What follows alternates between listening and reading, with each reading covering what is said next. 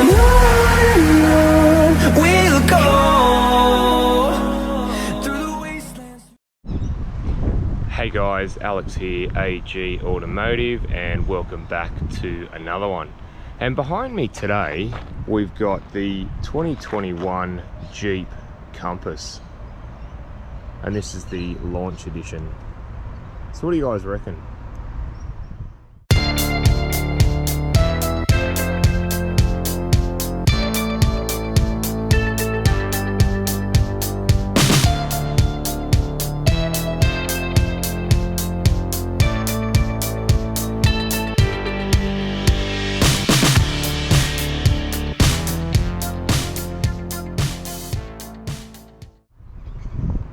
Alright, so I just wanted to do a shout out first of all to Central Coast Jeep, who were nice enough to let me have a look at this vehicle today.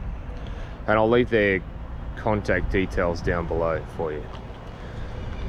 Alright, so we start at the front here. You can see Jeep have got quite an interesting design with the compass in the front end. So you've got the Jeep badge there, and you've got this interesting grille, or if you have a look closer, there's actually no holes at all in it. So it's like a makeshift grille, but quite an interesting design I think they've gone with.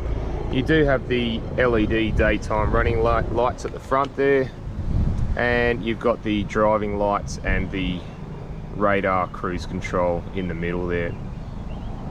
Just all right. So what do you guys reckon of the Compass? Do you like it, hate it? Have you got one? Got an older one? Let me know in the comments. So the Compass runs 18-inch alloy wheels, and they're wrapped in Bridgestone tyres, and they do a really good job of road holding and low noise, but we'll have a listen to that a little bit later on. You do have the Compass badge on the side there again, and you've got this sort of two-tone. If you have a look, you got this black sort of from the pillars up, and if you have a look up there, you do have the sunroof up there as well, which we'll have a look at a little bit later. Alright, so we come round to the back here. You've got your Jeep badge, you have the reverse camera there, and you've got these really nice clear looking tail lights with that red LED on the bottom there. It looks quite nice actually. You've also got the Jeep Launch Edition placard there as well, which I think looks pretty cool. Just finishes it off.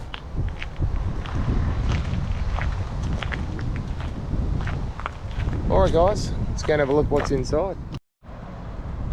Alright guys, having a look inside the Compass. Just mind the rain, sorry about that, it's not a real good day today. So interior trim or door trim wise, you've got this, it's sort of got a softness about it. Got this nice material there, your window and mirror switches there. You do have some door pocket space there as well. You do have partial leather seats as well.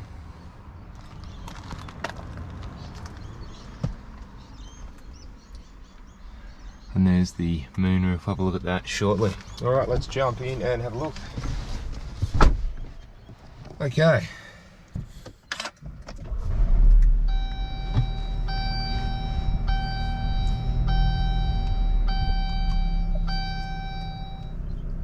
Alrighty. So the material continues all along the dash there and all over there. Alright, so you've got your headlight control there, pretty straightforward. You got your front and rear fog lights there as well as dash illumination, and you can have the height adjusted for the headlights. Alright, so the dash pretty basic looking, doesn't look too bad. Now the steering wheel, the Jeep badge there, you do have your radar cruise on this side and your dash controls, and you've also got your phone controls there as well. And if you do have a look on the back here, you do have buttons here for the radio on either side, which is pretty nice. You do have your wiper control stick there. It controls like that, and the back one there. And your indicators are on the left there. Now the dashboard itself, it's pretty well laid out. You've got most of the most things in there. Now on the menus here, you've got a fair few bits of menu. I just wanted to show you one thing which is quite interesting in a car in Australia. Now how it's got, you've got the digital speedo there with kilometers. Now if I push OK, it goes into miles an hour. So again, it's pretty cool. So you can go back between kilometers and miles, which I think is pretty cool. So we got things like your tire pressure, pressure's there. You've got the driver assistance there. It tells you if you're going out of the lane or out of the lines there. Obviously your current fuel usage there as well as your trip info, your start, stop. You've got what station you're on, messages if you have your phone paired, and you can go to the screen setup. You can actually pick upper right, as you can see they light up, and you can actually decide what you want on there, whether you want to change it to the compass or outside temperature or the date. You've got a whole list of things you can do as well, which is pretty cool. Also vehicle settings, hill start assist, you can turn on if you want. You know what, we'll turn that on, just leave it on there for now. So yeah, it's got a variety of different features on the dash there, so not too bad at all. I like this start stop button. I just like how it's done. It says run at the moment on it, and that's how you start and stop the car. Alright, so moving on to the media screen. So at the moment we're just in the home page here. We do have, you can go to the media side of it, you can go to the fan controls, and the fan controls are very quick. So I like the fact of how the fan controls are quite quick to respond, which is really good. Next we go to the navigation. Again, very well set up, it's pretty easy to use. Next we have the device manager. It does have Apple CarPlay and Android Auto as well as Bluetooth. You also have a few vehicle things you can have a look at here. Things like the display mode, your profile, you can have a profile there, clock and date, your Bluetooth, voice, navigation, camera, mirrors and wipers, rain sensing, you can turn those on. Again, it's quite nice to auto park brake if you want. So you've got a fair few things there as well that you can set up. Now I just wanted to quickly show you the safety and driving assistance. So you've got things like the automatic emergency braking, active lane management, and within these you can actually tell it whether you want the lane warning to be late, or the vibration strength to be low, medium or high, or the steering assist. So it's quite nice that you've got all those bits and pieces in there as well. So yeah, and that's your apps if you do have Apple CarPlay or Android Auto hooked up, which we don't currently. So further down here you have the auto start stop. You can turn that off or leave it on. Traction control, lane departure warning, hazard lights on your parking sensors.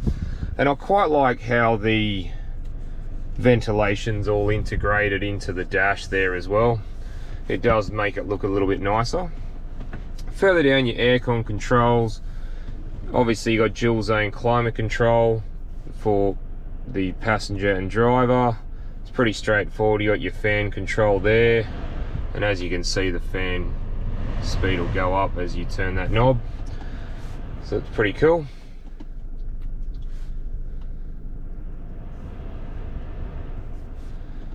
So you do have mute. You got a volume knob again, which is my favorite, guys, as you know. You've got a tuner knob, and you can turn the screen off with that push of that button if you don't want the screen on, if it's a distraction, sorry.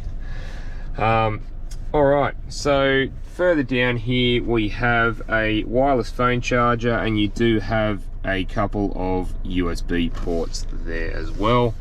Further down, the park brake or handbrake. It's now a park brake, really. It's not really a handbrake.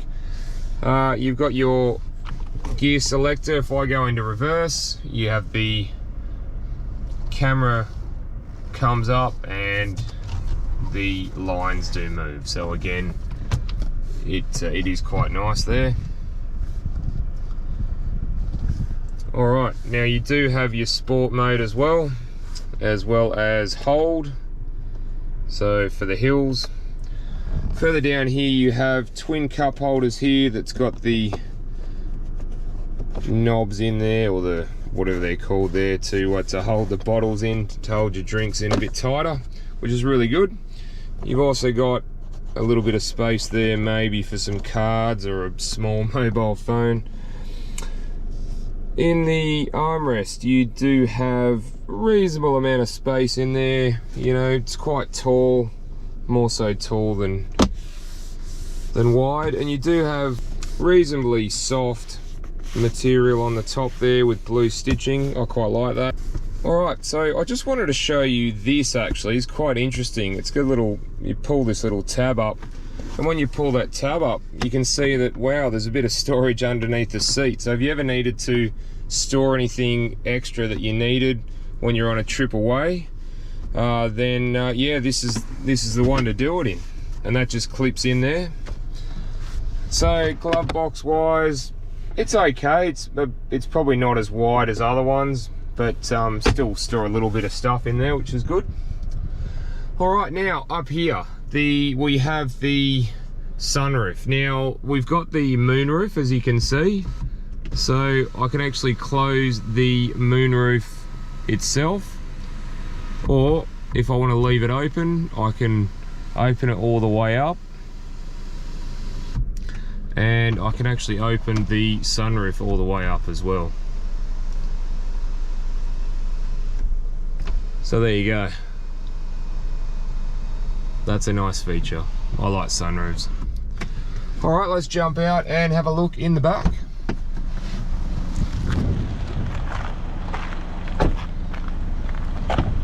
All right, now similar to the front, you've got this trim piece here. You've got this nice piece of material, which I quite like. It sort of breaks up the door a little bit there. Your door pocket there and your mirror switch there. You do have, again, partial leather as well in this one. All right, let's jump in and have a look. All right, so first of all, down here we have ventilation. Now that's a really good thing in Australia. I will say that is definitely a plus for me.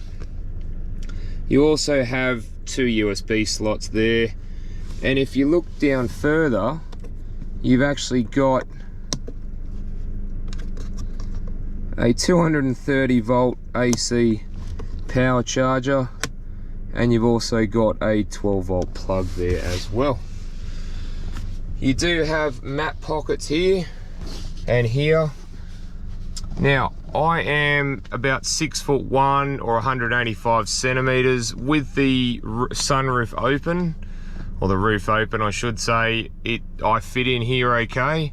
Obviously if I put my head to the side there, as you can see, there's not a huge amount of room there, so I sort of got to lean this way a little bit, but in all honesty it's not too bad. For short trips it'll be okay. So what do we got in here? So twin cup holders in here, and a really nice soft leather to lean on, which is really nice. All right, so leg room. Well, this is set up for me. Leg room, there's pretty much none, and foot room, there's a little bit of foot room there. So all in all, it's it's not too bad room-wise in here. All right, guys, let's go and have a look in the boot.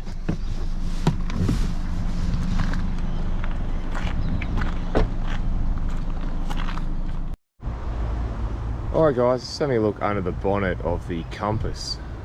So here we've got a 2.4 litre 4-cylinder naturally aspirated petrol engine, and it produces 129 kilowatts of power and 229 newton meters of torque, and that's mated to a 6-speed automatic transmission that drives the front wheels. Alright guys, let's go for a drive. Alright guys, gonna go for a little drive in the Compass to see what I think. So, first impressions when I get in, the seats. And the seats are half leather, half material. And look, they do an alright job. I have a reasonably comfortable seating, which is good. So vision out the front. Vision out the front I think is really good actually. You get a lot of vision both in front of the driver and the passenger, which is really good. Rear vision, not so good I think. Obviously the headrests are sort of in the way, but if you had 3 people sitting in the back, you wouldn't get a heap of vision out the back, which is a little bit of a shame. But you do have your reverse camera and sensors there as well, so that helps when you're in parking situations. So vision out the sides. Vision out the sides actually I think is pretty good for a car this size, and the mirrors do a really good job as well. So yeah, pretty good, and the more you can see, the safer you are. And you got this massive big moonroof / sunroof as well, which is pretty cool. So if you have a listen to the road noise, we're doing about 60 k's.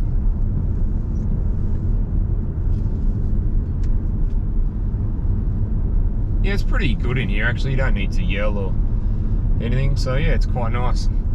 So bumpy wise, it does soak up the bumps reasonable. It's yeah, obviously if you hit a big enough one you will feel it, but it soaks up most bumps, which is nice. And the steering, well, we're cruising around at 50-60 k's and it does feel on the reasonably lighter side, I will say. So yeah,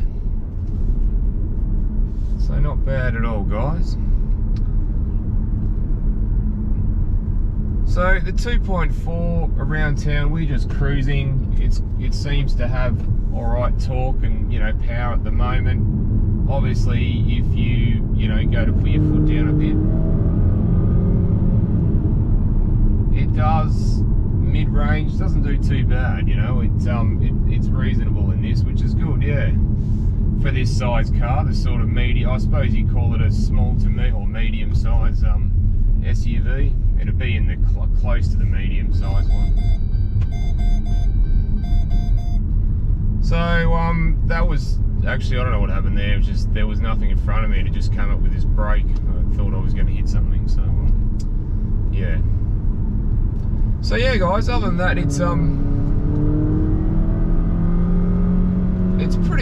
reasonably responsive for what it is, and you can pop it into sport mode, and you can go down the gears if you wish. But yeah, guys, look, other than that, it's I think it's a reasonably nice car to drive around town. Like you can see, I'm 6'1", 185 centimeters, and I've got plenty of headroom here as well, and also plenty of space for me. I'm not the smallest person, but yeah, I fit in the Jeep quite nicely. So yeah, it's nice to have a look at one of these to see what they're like. Alright guys, well on that I'll leave you with that, so don't forget to like and subscribe, and I look forward to seeing you on the next one. Alright, thanks guys.